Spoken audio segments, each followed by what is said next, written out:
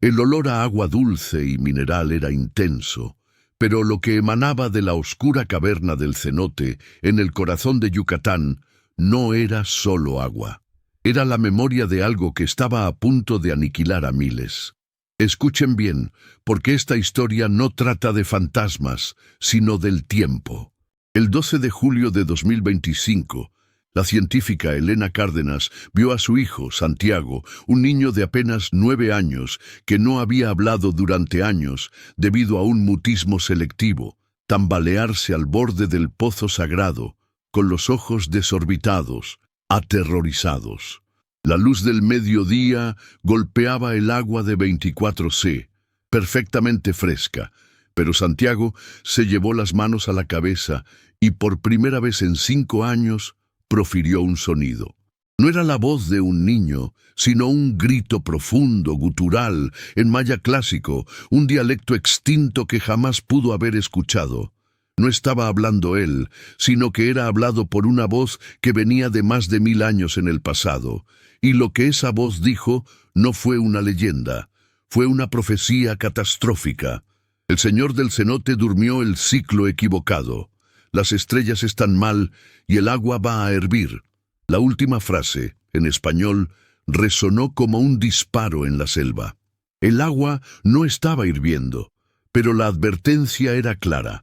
El calendario maya que predecía el fin de los tiempos estaba roto por un error de 52 días dejado intencionalmente por un sacerdote, y ese error estaba a punto de manifestarse en el presente como un huracán de categoría 5, el más letal de la historia, que golpearía México fuera de temporada cuando nadie estuviera preparado.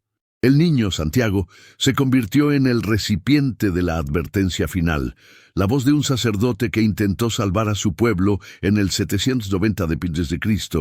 y que ahora gritaba a través de un niño de 9 años.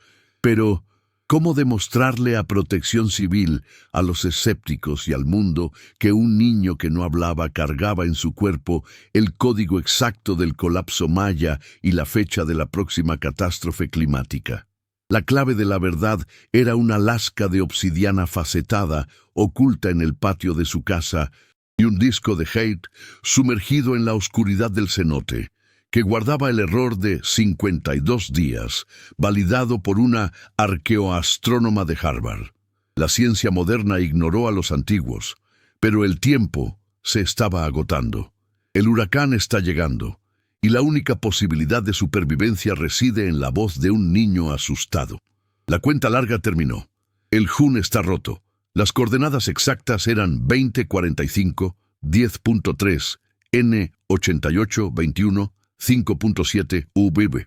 Un punto geográfico no marcado en los mapas turísticos, pero que el doctor Ricardo Fuentes López le había prometido a su esposa Elena que era el más puro de todos.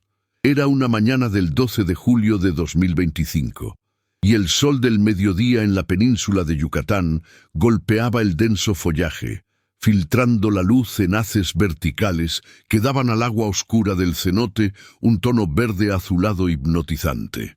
El aire se sentía pesado, no por el calor, que era sofocante, sino por la densidad de la humedad, un fuerte olor a tierra mojada, piedra caliza y musgo en descomposición, mezclado con el frescor mineral del agua que emanaba del pozo.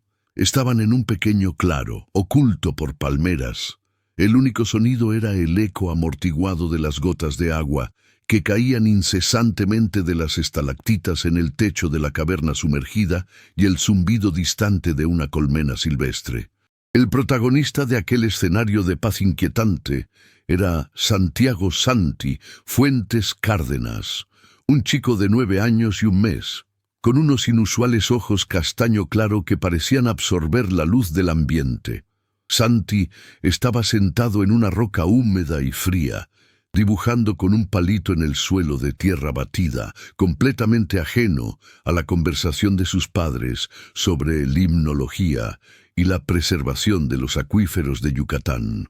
El mutismo selectivo que lo acompañaba desde los 4 años lo aprisionaba en un profundo silencio ante cualquier extraño e incluso en ambientes abiertos como ese. obligándolo a comunicarse con sus padres solo a través de susurros casi inaudibles y dibujos complejos que solo Ricardo, su padre matemático, lograba descifrar. El palito en la mano del niño trazaba patrones geométricos de una precisión impresionante, líneas que se cruzaban en ángulos perfectos, como si estuviera mapeando el mundo en códigos de regla y compás. Elena, la madre, una bióloga marina y especialista en aguas dulces, limnología, estaba agachada al borde del pozo, con la punta de un guante de látex tocando la superficie del agua, sintiendo la temperatura promedio de 24,0 en la punta de los dedos, una rutina de investigación casi instintiva que la calmaba. Le susurraba a Ricardo sobre la necesidad de instalar sensores de pH y oxígeno disuelto, preocupada por la intrusión de agua salada en la costa, una amenaza constante para los cenotes. La tensión conyugal, silenciosa pero presente, giraba en torno a la preocupación por Santi. Elena veía la condición de su hijo como un obstáculo social que necesitaban superar, mientras que Ricardo, profesor de matemáticas y epigrafista amateur, veía el mutismo como un aislamiento necesario que permitía a la mente del chico concentrarse en patrones y en la decodificación del mundo. Para Elena, la ciencia era el único ancla. Para Ricardo, la ciencia maya era la clave. La rutina cotidiana de ellos era un equilibrio precario entre el rigor científico y la dedicación parental. Pasaban el día juntos, explorando la región, Ricardo contando historias de la precisión astronómica de los antiguos mayas, mientras Elena recolectaba muestras de agua para la UADY, Universidad Autónoma de Yucatán, ambos tratando de involucrar a Santi en sus pasiones. La inocencia del momento estaba casi intacta. Santi se levantó de la piedra, con los ojos fijos en la oscura abertura de la caverna, la luz bailando en la superficie del agua como escamas de una serpiente, y murmuró, en un susurro infantil, la palabra que usaba para aquel lugar, ojo de la serpiente.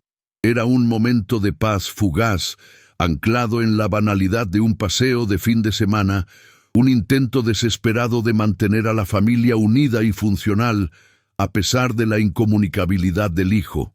Entonces, el silencio fue roto por un evento desencadenante que hizo que la sangre de Elena se congelara y la de Ricardo palpitara con una mezcla de pavor y fascinación. Santi se detuvo en el borde del cenote, una losa lisa de piedra caliza que parecía casi resbalar hacia la oscuridad del agua, y se llevó ambas manos a la cabeza. Se tambaleó hacia adelante y cayó de rodillas sobre la piedra húmeda, no como un niño cayendo, sino como alguien que fue alcanzado por una descarga eléctrica.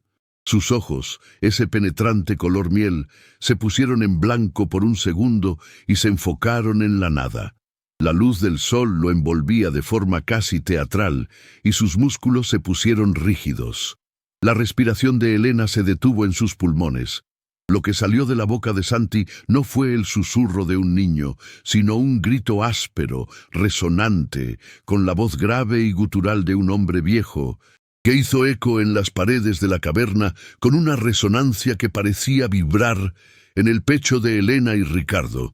El idioma era maya yucateco clásico, un dialecto extinto que ninguno de ellos dominaba, y el tono era de súplica o de advertencia catastrófica.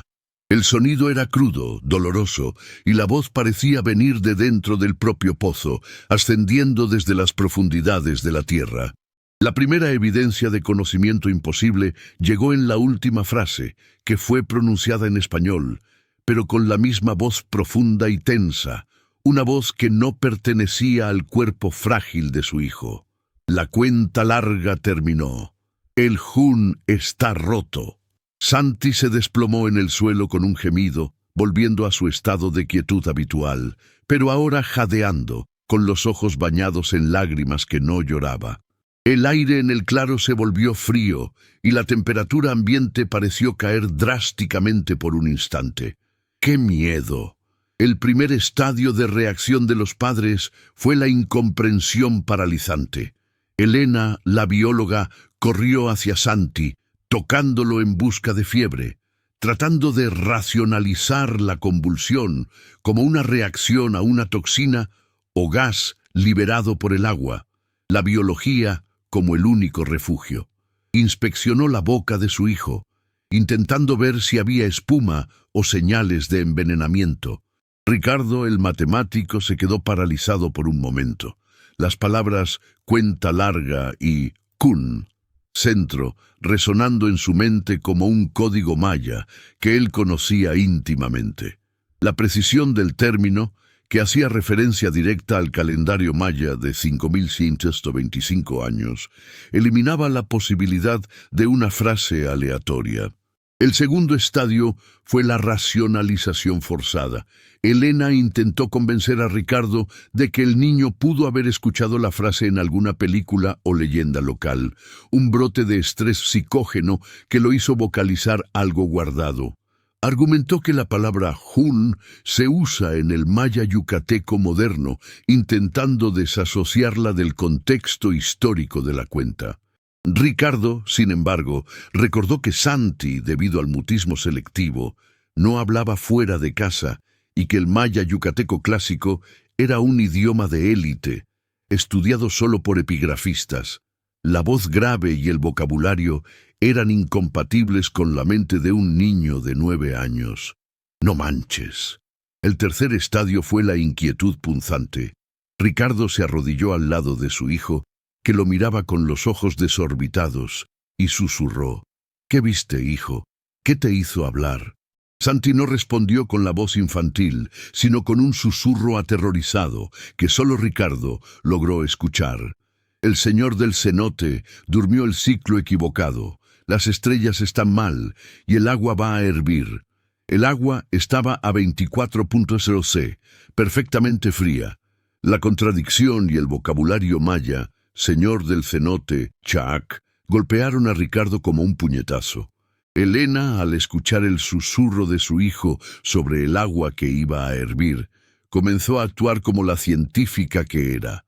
Corrió de vuelta al pozo, tomó una de sus botellas de muestreo esterilizadas de la mochila y recolectó inmediatamente una muestra del agua, el procedimiento estándar para el análisis de contaminantes químicos o biológicos en laboratorio. Su pánico era tangible, anclado en la convicción de que solo la toxicología podía explicar el comportamiento de su hijo. Se negaba siquiera a considerar la dimensión metafísica de aquel grito. Mientras tanto, Santi, de vuelta al silencio del mutismo selectivo, estaba ahora hipersensible al agua. Se alejó del borde del cenote y se sentó de nuevo en el suelo. Pero esta vez, en lugar de dibujos aleatorios, comenzó a trazar un patrón de turbulencia complejo en la tierra. Eran olas perfectas, remolinos detallados que la mente de un niño no podría concebir. En el centro del dibujo trazó una espiral que terminaba en una representación geométrica de un disco de jade con una línea de jeroglíficos mayas. Ricardo miró el dibujo del disco de jade y la espiral de la cuenta larga que representaba, sintiendo un escalofrío que no era del cenote, sino de la mente de su hijo. Sacó la cámara de su celular y tomó una foto del complejo dibujo, un registro de la primera pista no verbal. Sabía que el disco de jade era un elemento central en las leyendas mayas sobre el tiempo, pero el patrón de turbulencia era lo que lo intrigaba. Era el movimiento hidrodinámico de una perturbación profunda y poderosa, algo que solo un limnólogo, como Elena, o un oceanógrafo podría entender. El viaje de vuelta a la casa colonial en Valladolid fue tenso, hecho en un silencio elocuente que era más pesado que cualquier diálogo. Elena conducía, con el frasco de agua firmemente encajado en el portavasos, sus labios apretados por la determinación de encontrar una explicación científica en el laboratorio de la UADI. Ricardo, en el asiento del pasajero, examinaba obsesivamente la foto del dibujo de su hijo, intentando descifrar el código. Al día siguiente, En el laboratorio de limnología de la UADY, Elena realizó una batería de pruebas a la muestra de agua del cenote, analizando metales pesados, bacterias y toxinas ambientales con la frialdad de una científica que necesitaba una verdad química. Las luces blancas del laboratorio, el olor a cloro y solventes y el sonido rítmico de las bombas de filtración eran su refugio de orden. Los resultados, que llegaron por la tarde, fueron negativos para cualquier contaminante que pudiera haber causado una reacción psicógena. El cenote estaba inmaculado. La negativa de la ciencia la obligó a encarar la posibilidad de que el problema estaba en Santi, no en el agua. Esa noche, Ricardo, usando sus libros sobre efemérides mayas, descubrió que el patrón espiralado dibujado por Santi era una representación del Kaltún, el ciclo de 52 años, y que la inscripción jeroglífica que el chico había dibujado en el disco de jade significaba cuenta equivocada. Eso elevó el conocimiento del hijo de una simple fobia a una epigrafía maya precisa. 3 días después del evento, Santi, en un momento de calma e hiperfoco, comenzó a dibujar un mapa de constelaciones con fechas específicas, la mayoría girando en torno a un año fatídico, 790 d.C., un período de incertidumbre y crisis de poder entre las ciudades-estado mayas. Señaló el dibujo del cenote y, en un susurro casi inaudible, se refirió a él como cenote de Kinich Ayau, el pozo del dios Sol. Ricardo, al investigar el nombre, confirmó que Kinich Ayau era el dios Sol maya y que las referencias a 790 d.C. eran un detalle histórico oscuro que un niño de 9 años, con mutismo selectivo y sin acceso a literatura especializada, no podría saber. Elena, observando la facilidad con que Ricardo validaba la precisión de las informaciones de su hijo, comenzó a sentir que la inquietud se transformaba en un miedo frío.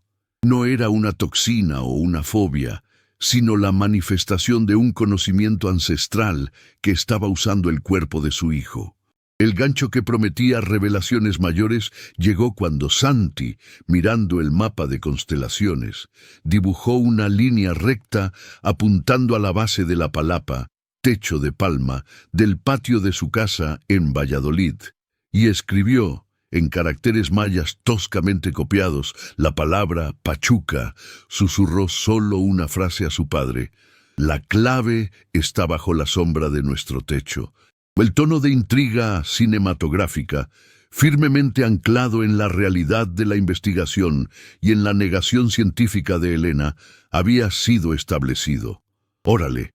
Las conversaciones susurradas se convirtieron en el nuevo patrón de comunicación en la Casa Fuentes.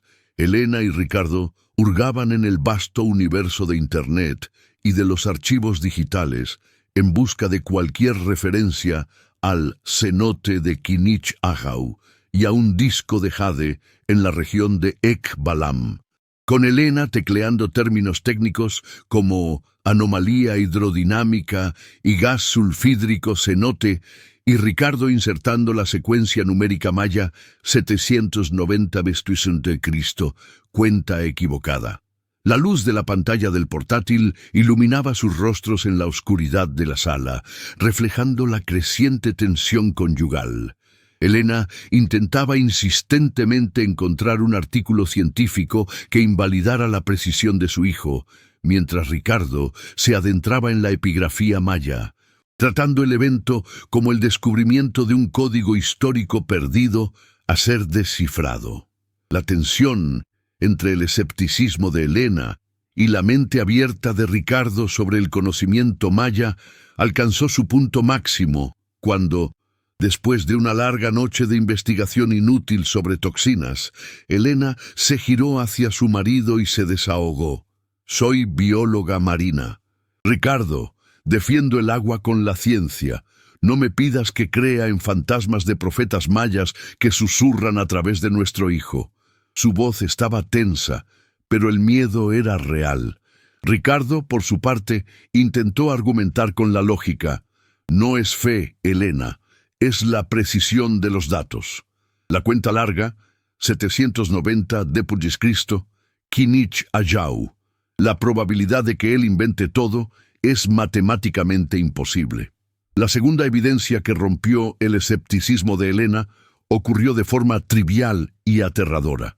4 días después del evento en el cenote, con el cielo gris amenazando con una lluvia torrencial, Santi insistió, con gestos y dibujos firmes, en que su padre necesitaba cavar bajo la palapa en el patio, en el lugar exacto que él había marcado con la palabra Pachuca.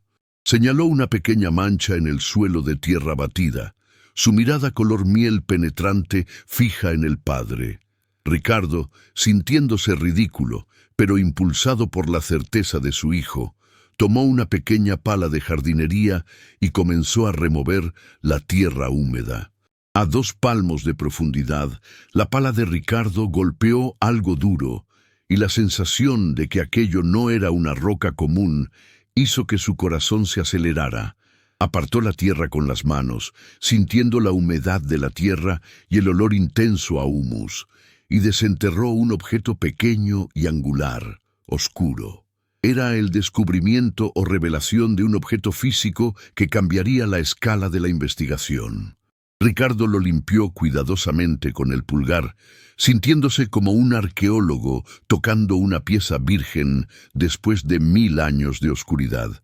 El objeto era una pequeña lasca de obsidiana negra, facetada con una precisión quirúrgica de aproximadamente 3 tretesenati. La descripción sensorial completa del artefacto era fascinante. El brillo era sorprendentemente verdoso, una rareza de la obsidiana maya de Pachuca, y sus bordes parecían increíblemente no corroídos, como si hubieran sido tallados el día anterior. La superficie era fría, pesada para su tamaño, y cuando Ricardo la giró, vio que una de las caras facetadas estaba perfectamente alineada con un patrón geométrico de 260 puntos, el calendario sagrado Tzolk'in. Ricardo tomó la obsidiana, sintió el fuerte cosquilleo que recorrió su mano al tocar la cara facetada, alineada con el Tzolk'in, y notó que la piedra parecía inexplicablemente caliente al tacto, como si acabara de ser retirada de una fragua. Usó una lupa para examinar las minúsculas marcas de corte, estimando que la pátina y la técnica sugerían que era un instrumento de precisión maya, no un simple fragmento de adorno. Era la clave que Santi había mencionado, y él la había desenterrado en su propio patio, a más de 1200 kilómetros de distancia del yacimiento de Pachuca. El descubrimiento de la obsidiana, que Santi, en un dibujo, llamó la llave, hizo que Elena se tambaleara hacia atrás. La precisión de la ubicación, el origen raro del material, que Ricardo confirmó, y el alineamiento Tzolk'in eran demasiado para ser ignorados. Su escepticismo se quebró. La decisión de buscar experticia externa se convirtió en la única opción para salvar la cordura. Necesitaban una validación científica y arqueológica para el conocimiento de su hijo, para probar que la voz antigua no era fruto de una enfermedad. El primero en entrar en escena fue el doctor Carlos Jiménez Valera, 55 años, arqueólogo senior del Instituto Nacional de Antropología e Historia, INAH, especialista en rituales sumergidos. El establecimiento de sus credenciales a través del ambiente fue inmediato. Los recibió en el Centro de Investigación del INAH en Mérida, rodeado de estanterías de cerámicas rotas, mapas topográficos antiguos y el olor a moho y documentos viejos, con una mirada cansada de quien había pasado 30 años emergiendo de cenotes fríos y oscuros. El escepticismo inicial del doctor Jiménez era visible en su postura. Escuchó la historia de Santi con una sonrisa condescendiente, ajustándose las gafas de montura fina mientras Ricardo describía la voz grave del niño y la obsidiana. «Los cenotes son sagrados, señor Fuentes», dijo, con un tono profesional y aburrido, pero no son máquinas del tiempo. Aceptó examinar la lasca de obsidiana y las coordenadas proporcionadas por Santi, por cortesía profesional, pero estaba visiblemente listo para despacharlos. El proceso de examen técnico detallado comenzó con la obsidiana. El doctor Jiménez usó un microscopio estereoscópico para inspeccionar las facetas, y su perplejidad comenzó a surgir cuando percibió la precisión del tallado y la pátina de la pieza. Murmuró que la obsidiana de Pachuca era de altísima calidad y, lo más importante, que sus facetas no eran aleatorias, sino que representaban la proyección en 3D de un punto geográfico maya, las coordenadas del cenote. El doctor Jiménez, impulsado por la evidencia de la obsidiana y el mapa dibujado por Santi, acordó realizar una inmersión preliminar y no oficial en el cenote de Quinichayau a la mañana siguiente, llevando consigo solo un asistente. Elena y Ricardo esperaron en la orilla, el aire denso y frío, el sonido del respirador del doctor Jiménez sumergido siendo lo único que rompía el silencio.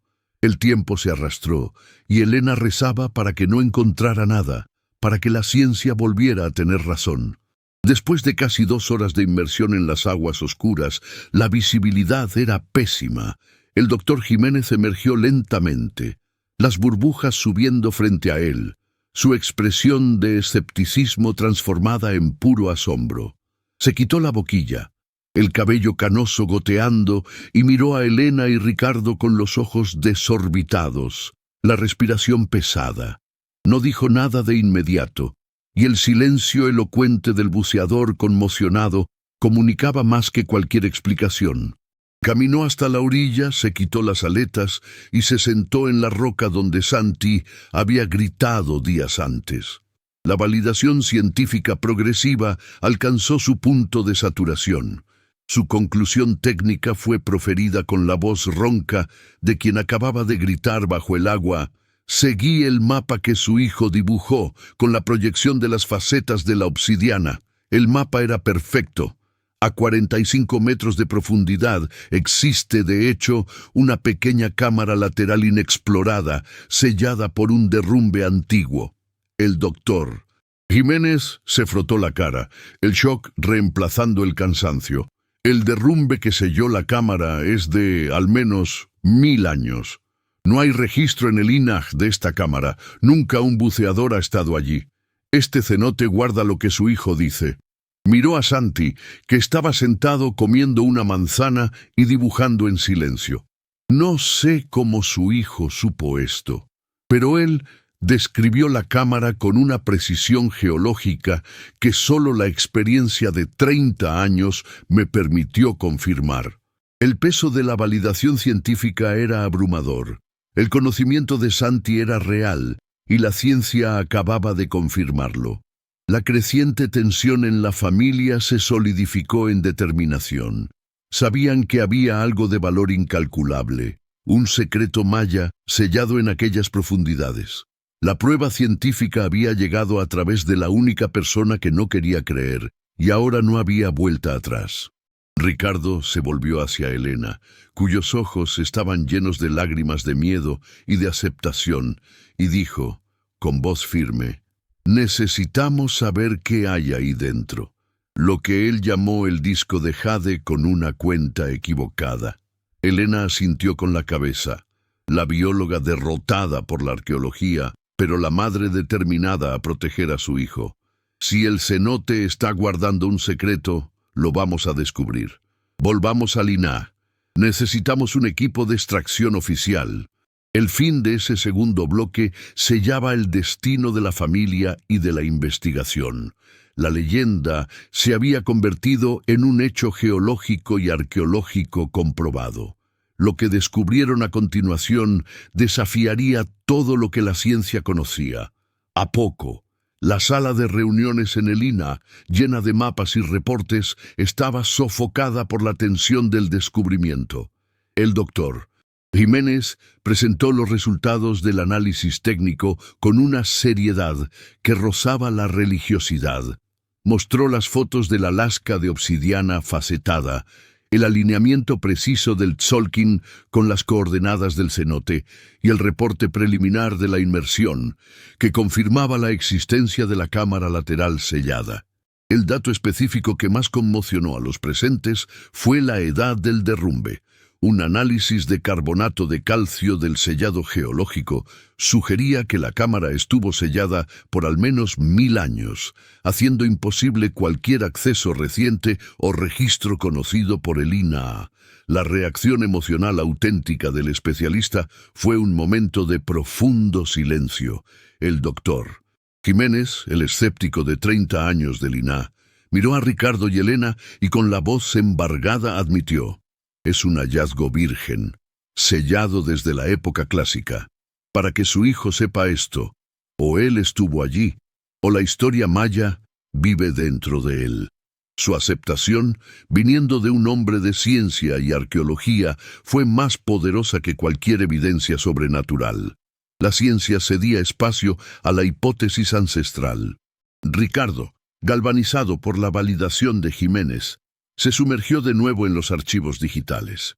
Usando el nombre Kinich Ayau y la fecha 790 d.C. como claves de búsqueda, terminó tropezando con el descubrimiento de un documento histórico que corrobora la historia de Santi, un fragmento de códice maya digitalizado, llamado El mensaje de Chilam Balam, que estaba oscurecido en el vasto acervo del Archivo General de la Nación, en la Ciudad de México. Miró la imagen en la pantalla con la respiración contenida. La descripción física del documento era aterradora en su precisión. El códice databa de c. 1550 d.C., periodo posconquista, pero registraba textos mucho más antiguos, pintados en papel amate, con tinta oscura y vívida. El olor a papel envejecido, aunque digital, parecía emanar de la pantalla. El contenido relevante era una profecía sombría sobre el pozo del sol que llora y la ruptura de la cuenta de 790 d.C. El texto, traducido a toda prisa por Ricardo con la ayuda de sus propios conocimientos de epigrafía, detallaba la acción de un sacerdote que en el año de crisis, 790 d.C., ocultó un objeto para alertar al futuro. Había una conexión explícita entre el documento y las revelaciones del niño. El códice describía la ubicación exacta del disco de jade, el disco del aviso, y mencionaba su inscripción intencionalmente equivocada, un código temporal que el sacerdote había dejado. Esa noche, la familia estaba de vuelta en su casa colonial en Valladolid. La tenue luz de la luna entraba por la ventana e iluminaba el rostro pálido de Elena y Ricardo. El peso de lo imposible amenazaba con romper la familia, y la crisis de fe era inevitable. Elena ya no podía esconderse detrás de la biología marina. Su hijo era el recipiente de una memoria de más de 1000 años, y la vida de ellos, su carrera, su cordura, estaban en peligro. Tuvieron una escena íntima entre padres, expresando miedos reales en el patio bajo la palapa.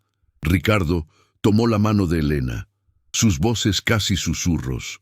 Él lo sabía. Describió un artefacto que fue enterrado hace 1000 años por un sacerdote que quería avisar al futuro. Elena, con las lágrimas corriendo, temblaba de miedo. ¿Y si ya no es nuestro Santi? ¿Y si esa memoria ancestral lo consume? No puedo perderlo ante la historia, Ricardo. Soy su madre, no la guardiana de un profeta maya. La vulnerabilidad del niño se manifestó a la mañana siguiente. Santi despertó en medio de la noche con un grito ahogado, sus ojos castaño claro llenos de confusión y miedo. No pudo hablar, pero en lugar de dibujar, lloró, un llanto convulso y angustiado. Agarró el brazo de Elena con una fuerza desesperada y en un susurro embargado pidió ayuda. «Mamá, quiten la voz vieja de mí. Me muestra agua que hierve». La visión de su hijo regresando al mutismo, pero ahora atormentado, transformó el miedo de los padres en determinación. La decisión de continuar investigando fue unánime y urgente. Tenían que extraer el disco de jade del cenote, no solo para probar la historia, sino para liberar a Santi de la memoria que lo atormentaba. La obsidiana era la llave, el códice era el mapa y el cenote era la caja fuerte. Necesitaban más autoridad científica para realizar una inmersión oficial y una validación que fuera innegable para el mundo. Para ello, Ricardo usó el nombre del doctor Jiménez y la precisión de la obsidiana para contactar a una de las mayores autoridades mundiales en el tema, la doctora Amelia Vargas, arqueoastrónoma y epigrafista senior de la Universidad de Harvard. Sabía que solo una figura con tal credencial internacional y rigor científico podría validar definitivamente el conocimiento imposible. La preparación para la validación definitiva comenzó con el envío de las coordenadas del cenote, fotos de la obsidiana y del dibujo del disco de jade a la doctora Vargas. La respuesta fue rápida y contenida, la confirmación de que viajaría a Yucatán para analizar el caso de primera mano. Elena y Ricardo sabían que la extracción del disco y el dictamen de Harvard sería el punto de no retorno. El doctor Jiménez, ahora socio y no escéptico, inició los preparativos logísticos para la extracción del disco de jade. Consiguió la autorización del INAH para una inmersión controlada y con cámaras subacuáticas, citando la potencial importancia de la cámara sellada y el riesgo de derrumbe. La burocracia del INAH era lenta, pero el peso del descubrimiento aceleró el proceso. Elena, volviendo a su papel de bióloga e intentando mantener el rigor científico, se enfocó en la parte de la profecía de Santi que hablaba sobre el agua que iba a hervir. Comenzó a monitorear anomalías en la temperatura del Golfo de México y a investigar a fondo los patrones de huracanes fuera de temporada usando las bases de datos de la NOAA, en un intento de encontrar un riesgo climatológico que se alineara con la profecía maya. Ricardo, por su parte, se enfocó en la traducción completa del Códice del Aviso. Descubrió que la profecía era clara. El disco de jade contenía un error intencional de 52 días, un catún maya, que no era un error, sino un código.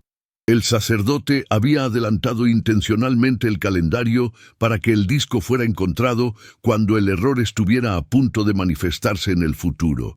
La advertencia era sobre el tiempo que estaba roto.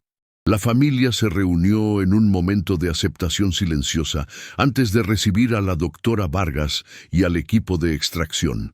Miraron a Santi, que estaba tranquilamente trazando la espiral del tiempo, y se dieron cuenta de que el miedo había sido reemplazado por la determinación. Su hijo era la voz de una crisis ancestral, y ellos tenían que actuar. Aguas. La llegada de la doctora Amelia Vargas, 62 años, arqueoastrónoma y epigrafista senior de la Universidad de Harvard, Peabody Museum, fue un momento de rigor científico implacable. Desembarcó en Mérida con su propio equipo de asistentes y equipo sofisticado, irradiando la autoridad de quien reescribió manuales sobre la precisión matemática maya. El establecimiento de sus credenciales y reputación se hizo a través de su calma inquebrantable y su insistencia en ignorar la historia del niño, enfocándose solo en los datos puros. El alineamiento tzolk'in de la obsidiana y el reporte geológico del doctor Jiménez sobre la cámara sellada. El método científico riguroso, con protocolos específicos, comenzó en el laboratorio de limnología de la UADI, donde Elena trabajaba. La doctora Vargas ignoró el olor a solventes y montó un equipo sofisticado para su análisis, computadoras de alto rendimiento para la modelización de efemérides mayas y un espectrómetro portátil para la datación por flúor, el protocolo estándar para artefactos orgánicos y semiorgánicos que estuvieron sumergidos en agua. No estaba allí para cazar fantasmas, sino para analizar la matemática del cielo maya. La primera parte de la investigación fue el análisis de la obsidiana de Pachuca. La doctora Vargas, con sus gafas de lectura en la punta de la nariz, proyectó el patrón facetado en una pantalla de computadora utilizando la fecha de referencia 790 d.C. y las coordenadas del cenote. La secuencia de análisis con resultados numéricos concretos fue exhibida en tiempo real. Su modelo confirmó que la obsidiana era, de hecho, un instrumento de precisión, un mapa tridimensional que cuando se proyectaba en el cielo de 790 d.C., se apuntaba al sol en el cenit perfectamente alineado con el cenote, una coincidencia que era estadísticamente imposible. El momento donde el especialista admite no tener explicación llegó después de esta primera validación. La doctora Vargas miró la imagen del alineamiento perfecto en la pantalla y luego a Ricardo con una expresión de asombro que rompió su calma académica. «El objeto es una llave de alineamiento, doctor Fuentes», dijo con la voz baja y tensa. «Es de 790 d.C. Su hijo dibujó un mapa que un sacerdote maya necesitó años de observación para crear. No hay registro de este artefacto en los archivos. La autenticidad no se discute. El cómo él lo supo, sí. La validación de autenticidad sin poder explicar el cómo fue la señal verde para la inmersión oficial de extracción. El disco de jade fue removido de la cámara sumergida, un proceso lento y tenso, filmado en alta definición por el equipo del INAH, el sonido del respirador y el ruido del agua haciendo eco en la oscuridad. El disco, de un jade verde oscuro intenso, estaba perfectamente preservado, y su superficie, fría y pulida, contenía una serie de inscripciones jeroglíficas mayas que la doctora Vargas comenzó a analizar en el momento en que fue llevado a la superficie. El segundo test de rigor científico comenzó. La doctora Vargas utilizó el espectrómetro para la datación por flúor en el jade, un proceso que tardó horas. El resultado numérico concreto final era irrefutable. El disco de jade era del período clásico tardío, datado entre 750 y 830 d.C., confirmando la conexión con la crisis de 790 d.C. mencionada por el códice y por Santi. La conclusión que desafiaba paradigmas científicos llegó con el análisis epigráfico del disco. La doctora Vargas identificó que la inscripción del calendario maya en el centro del disco, la cuenta larga, estaba intencionalmente equivocada. El sacerdote cometió un error que no era un error, declaró. La modelización de las efemérides mayas probó que la datación del disco estaba atrasada en exactamente 52 días en relación con lo que el cielo de aquella época realmente mostraba. El número 52 es un catún, explicó ella, su voz ganando una intensidad febril. Es un ciclo de 52 años en el calendario maya.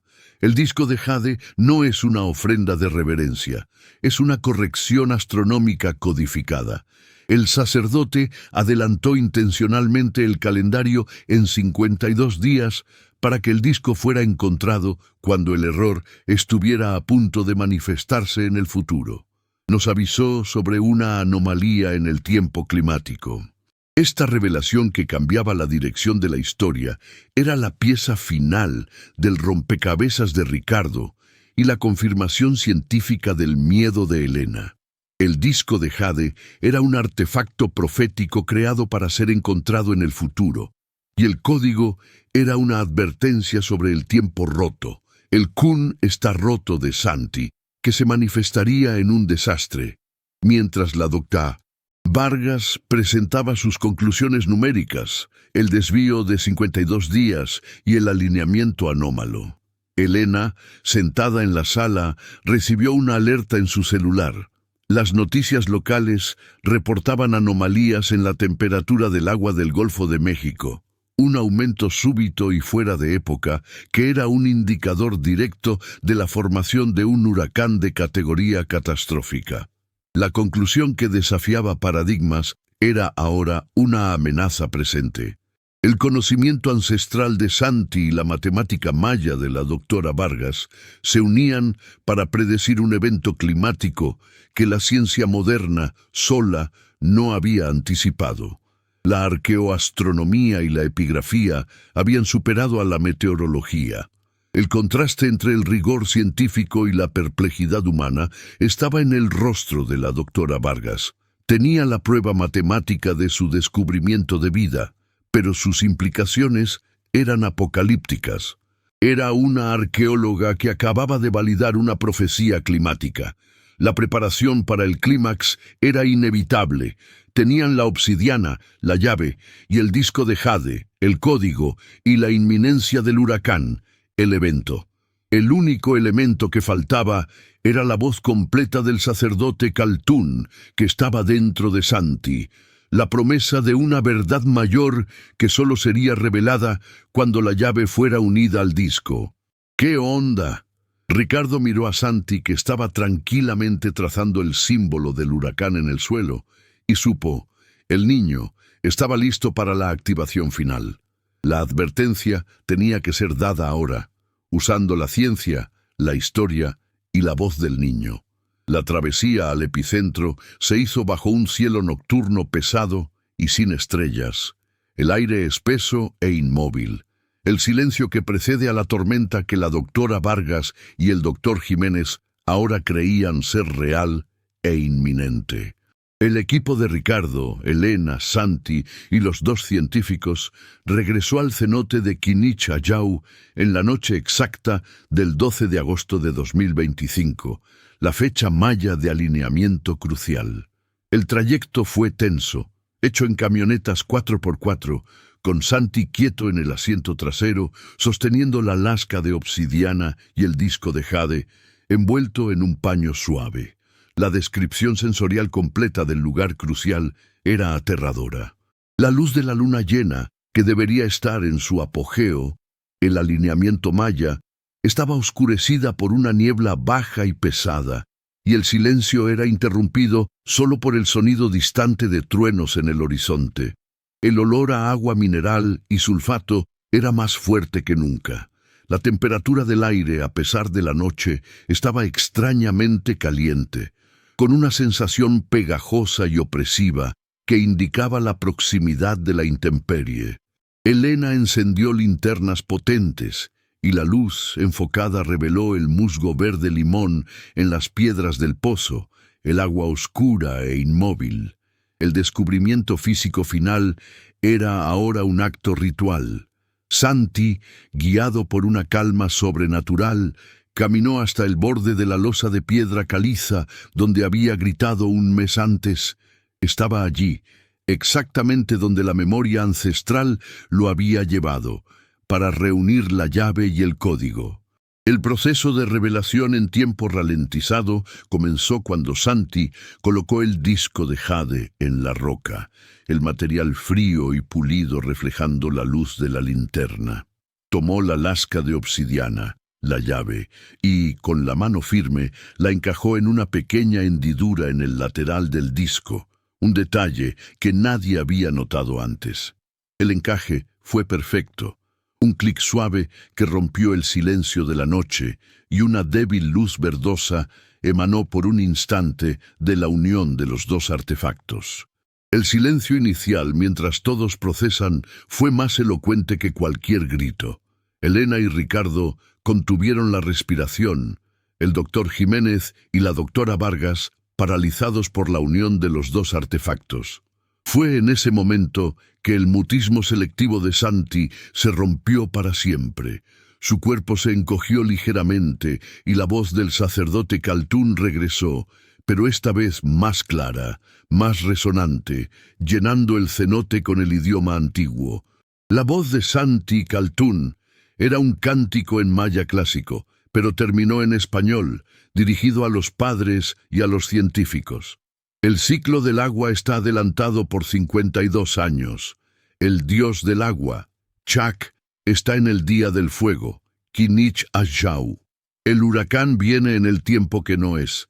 La validación técnica inmediata en el lugar llegó con un estruendo de trueno, y el celular de Elena vibró con la alerta del INA. El Golfo de México había generado un huracán de categoría 4 en menos de 48 horas, completamente fuera de la época estacional prevista por la meteorología moderna. La conexión emocional explícita con la travesía del niño fue hecha por la mirada de Ricardo a su hijo. Santi ya no estaba llorando o confuso, estaba determinado, la misión cumplida. La voz antigua se había liberado, y su voz infantil, libre de la carga de la memoria, estaba a punto de regresar. El momento donde el significado completo es revelado llegó con el susurro final de Santi, con su propia voz infantil, pero ahora audible y clara, por primera vez en años, mirando a su madre. «Mamá, tenemos que avisar a todos. El tiempo está roto, pero el agua va a estar bien». La advertencia era sobre un evento climático extremo e inminente, el huracán, confirmando que el calendario maya, corregido, y la memoria de Santi eran proféticos y salvadores. La transformación visible en tiempo real fue la de Elena. La bióloga marina, que había buscado toxinas y gases, miró los datos del huracán y el disco de Jade, y la negación se transformó en acción. No tenía solo la leyenda, tenía la ciencia de la Durta, Vargas y la historia del códice, todo validando la profecía de su hijo. Su nueva misión era usar su pragmatismo para salvar vidas. La resolución emocional, no del misterio, sino de la travesía humana, fue la de Santi. El mutismo selectivo se rompió, y el niño que no podía hablar con nadie estaba ahora libre de la voz ancestral, hablando con sus padres sobre lo que tenía que hacerse. Su voz infantil era la prueba de su liberación y de su valentía. ¡Qué padre! El epílogo breve llegó una semana después, un salto temporal a la Casa Fuentes en Valladolid, después de que Elena y Ricardo hubieran presentado la evidencia científica, histórica y profética a las autoridades de protección civil de Yucatán. El huracán que golpeó el estado fuera de época fue catastrófico, categoría 4, pero las pérdidas humanas fueron minimizadas por la evacuación anticipada, basada en la advertencia. El legado del descubrimiento fue la fundación de un nuevo protocolo de alerta climática que integraba la modelización moderna con las efemérides mayas y la arqueoastronomía. Santi estaba curado del MS y hablaba libremente con sus padres y amigos, un niño normal con ojos color miel que había salvado miles de vidas. La reflexión filosófica final que resuena más allá de la historia fue dada por la doctora Vargas en una entrevista para la Harvard Review. Los mayas no eran primitivos, entendían el tiempo como un ciclo de memoria. El disco de Jade y la obsidiana de Pachuca probaron que algunas verdades atraviesan lo imposible, y finalmente entendieron que algunas verdades atraviesan lo imposible.